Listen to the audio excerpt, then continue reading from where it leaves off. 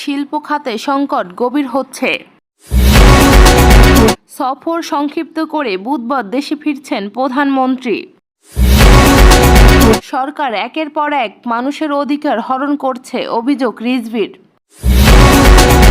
এরপর আরও জানিয়ে দিচ্ছি, বুধবার সারা দেশে সকাল সন্ধ্যা অবরোধ। এতক্ষণ শুনছিলেন সংবাদ শিরোনাম, এবার বিস্তারিত। তার আগে বন্ধুরা, আপনারা কে কোন জেলায় থেকে দেখছেন অবশ্যই কমেন্ট করে জানাবেন। নিত্য নতুন দেশি বিদেশি সংবাদ পেতে অবশ্যই আমাদের চ্যানেলটি সাবস্ক্রাইব করে ভিডিওটি শেয়ার করবেন। ধন্যবাদ। এবার থাকছে বিস্তারিত। দেশে শিল্প খাতের সংকট গভীর হচ্ছে। এদিকে নিরবচ্ছিন্ন জ্বালানি মিলছে না, অন্যদিকে ডলারের দাম দফায় দফায় বৃদ্ধি পাওয়ায় খরচ হিসাব মিলছে না। প্রতিনিয়ত খরচ বেড়ে যাওয়ায় কারখানা সচল রাখার নিয়ে হিসাব করতে হচ্ছে। এই সংকট যে অর্থনীতিতে পড়বে সেটি সরকারি পরিসংখ্যানে উঠে এসেছে। শিল্প খাতের প্রবৃদ্ধি কমে গেছে, বেসরকারি নিয়োগেও স্থিতিশীলতা লক্ষ্য করা গেছে। ডলারের দাম বাড়ছে অস্বাভাবিক হারে। আগের হিসাবে বিনিয়োগ করে এখন ক্ষতির হিসাব গুনছে উদ্যোক্তারা। ব্যাংক ঋণের সুদ হার বেড়ে 14% ছাড়িয়েছে। এর ফলে ভালো উদ্যোক্তারাও এখন খেলাপি হয়ে পড়ছে। উদ্যোক্তারা বলেছেন, আমদানি কমিয়ে ডলার বাজার নিয়ন্ত্রণের চেষ্টা অর্থনীতির জন্য হিতে বিপরীত হবে। এতে জিডিপি বৃদ্ধি কমছে, সরকারের রাজস্ব হারানোর পাশাপাশি ব্যাংকের আয়ও কমে যাচ্ছে। অনেক বড় কোম্পানির মুনাফা ও বিনিয়োগে অর্থ ফেরত নিতে পারছে না। এসব কারণে নতুন শিল্প গড়ে উঠছে কম। কাঁচামাল আনতে না পেরে অনেক কলকারখানা বন্ধ হয়ে যাচ্ছে। কোনো কোনো কলকারখানা সক্ষমতার চেয়ে কম কার্যক্রম চালাচ্ছে। ফলে সময়মতো ঋণ পরিশোধ করতে না পারায় খেলাপিতে পরিণত হয়ে পড়ছে ভালো ঋণ গ্রহীতারাও। শিল্প খাতে উৎপাদন কমে যাচ্ছে। দেশের শিল্প খাতের প্রবৃদ্ধি ধারাবাহিকভাবে কমে যাচ্ছে।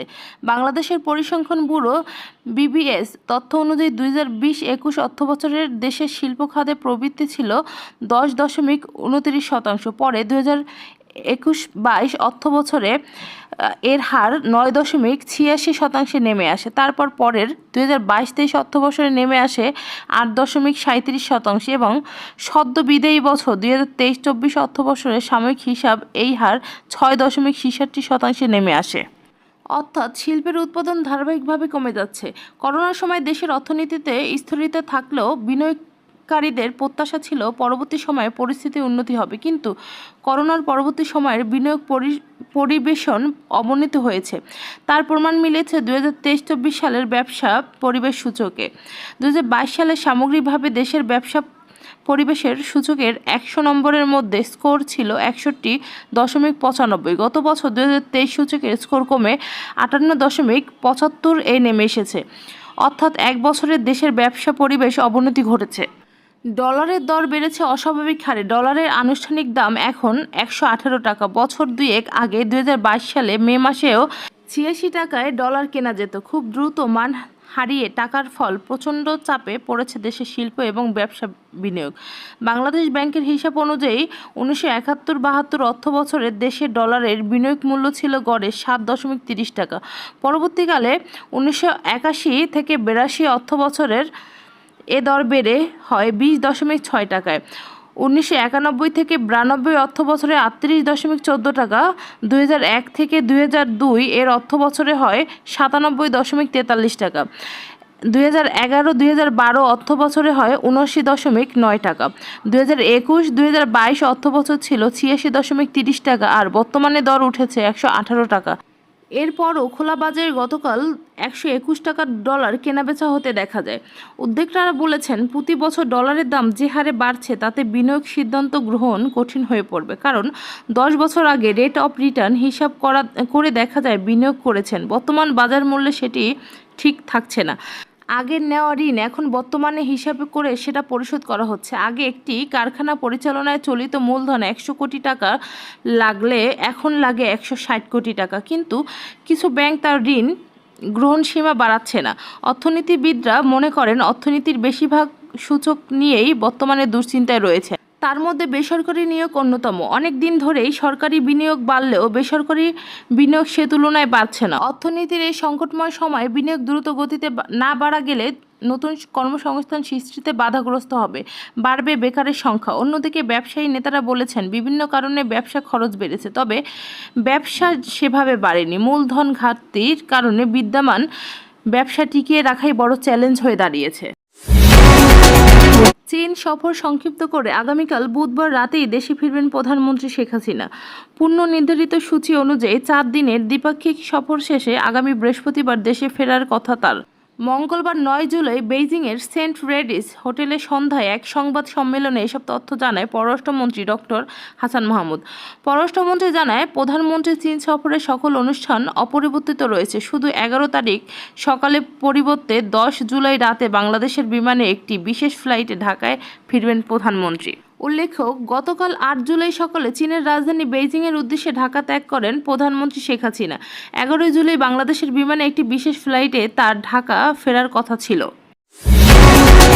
সরকার একের পর এক মানুষের অধিকার হরণ করছে বলে মন্তব্য করেছেন বিএনপির সিনিয়র যুগ্ম মহাসচিব রুহুল কবির রিজভী। তিনি বলেন, যত দিন যাচ্ছে সরকার সব কুকীর্তি বেরিয়ে আসছে।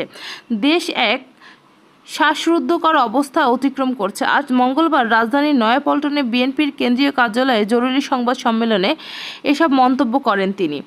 লুটপাট আর দুর্নীতির কারণে দেশের রাজকোষ শূন্য হয়ে গেছে উল্লেখ করে তিনি বলেন, দেশটা 3 মাস যে চলবে সেই প্রয়োজনীয় অর্থ এখন ব্যাংকে নেই। যার ঋণ খেলাপি হয়েছে 1,92,000 কোটি টাকা, তাদের নিয়ম করে সুদ মওকুফ করে দেওয়া হয়েছে। যার লুটপাট করেছে, টাকা পাচার করেছে, তারা সবাই হচ্ছে ক্ষমতাশালীদের ঘনিষ্ঠ লোক।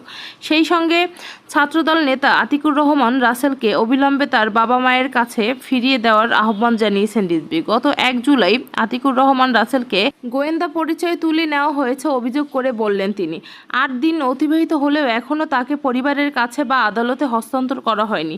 তার বাবা মায়ের যে আকুতি তা ভাষায় বর্ণনা করার মতো নয়। তাকে আইন শৃঙ্খলা বাহিনী যে তুলে নিয়ে গেছে তা অনেকে দেখেছেন এবং তিনি গোয়েন্দার হেফাজতে রয়েছেন বলে দাবি করেছেন রিজভী। দেশ এক শ্বাসরুদ্ধকর অবস্থা অতিক্রম করছে উল্লেখ করে বিএনপির এই শীর্ষ নেতা বলেন, মানুষের অধিকারগুলো দখলদার সরকার একের পর এক হরণ করেছে। মানুষ অধিকার থেকে বঞ্চিত হচ্ছে। গণতন্ত্রে মানুষের যে অধিকারগুলো স্বীকৃতি, সেই অধিকারগুলোকে মানুষ যাতে প্রয়োগ করতে পারছে না এবং তার জন্য রাষ্ট্রশক্তিকে এমনভাবে তৈরি করা হয়েছে যাতে প্রধানমন্ত্রী শেখ হাসিনার ইচ্ছা পূরণ করতে পারেন। এর জন্য বাংলাদেশের সংবিধান কাটাছেঁড়া করার পরও গণতন্ত্র যে অধিকারগুলো আছে সেই অধিকারগুলো সরকারি যন্ত্র দিয়েই নানাভাবে দমন করছেন। এই দমন স্বৈচ্ছারিক ও দমন, এই দমন নিষ্ঠুর, এই দমন রক্তাক্ত। সরকারি চাকরিতে কোঠা ব্যবস্থা বাতিলের দাবিতে বুধবার বাংলাদেশে সকাল সন্ধ্যা অবরোধ কর্মসূচির ডাক দিয়েছেন কোঠা বিরোধী আন্দোলনকারী শিক্ষার্থীরা। বৈষম্য বিরোধী ছাত্র আন্দোলনের ব্যানারে মঙ্গলবার বিকেলে ঢাকা বিশ্ববিদ্যালয় কেন্দ্রীয় গ্রন্থাগারের সামনে আয়োজিত সংবাদ সম্মেলন থেকে এই কর্মসূচির ঘোষণা করা হয়। বাংলার ব্লকেট নামে এই কর্মসূচি পালনে সারা দেশের শিক্ষার্থীদের আহ্বান জানানো হয়েছে এবং সম্মেলন থেকে বুধবার সকাল 10টা থেকে ঢাকাসহ সারা দেশের সড়ক মহাসড়কে গুরুত্বপূর্ণ পয়েন্ট অবরোধ করে বাংলার ব্লকেট কর্মসূচি পালন করার কথা জানিয়েছেন আন্দোলনকারীরা।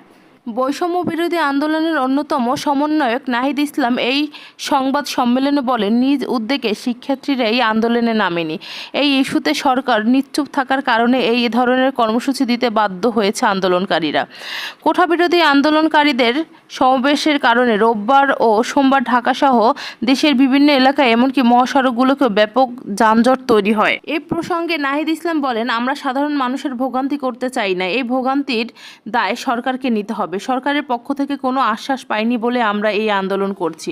কোঠা বিরোধী আন্দোলনকে ঘিরেই প্রথমবারের মতো দেশব্যাপী অবরোধ কর্মসূচি দিলেন আন্দোলনকারীরা। 2018 সালে কোঠা বিরোধী আন্দোলনের সময় বিভিন্ন সড়ক অবরোধ করা হলেও সেটি ছিল মূলত শিক্ষা প্রতিষ্ঠানগুলোর আশেপাশের এলাকা জুড়ে।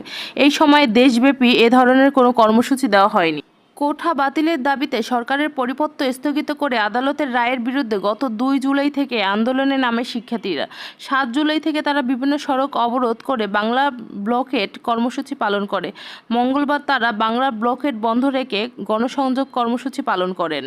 কর্মসূচির ঘোষণা করেন নাহিদ ইসলাম বলেন, বুধবার সকাল 10টা থেকে সূর্যাস্ত পর্যন্ত সারা দেশে কর্মসূচি চলবে। সড়ক ও রেলপথ বাংলার ব্লকেটের আওতাভুক্ত থাকবে।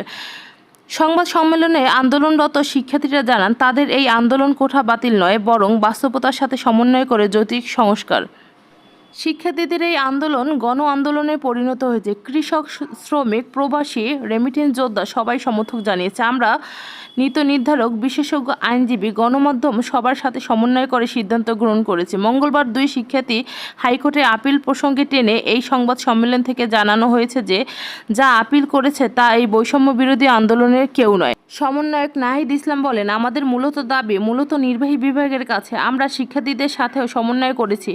আমাদের মাঠ পর্যায়ে জরিপ এবং সর্বসম্মতিক্রমে 5% কোঠা রাখার সিদ্ধান্ত করেছি। মুক্তিযোদ্ধার সন্তান, ক্ষুদ্র নৃগোষ্ঠী ও প্রতিবন্ধী কোঠা থাকবে।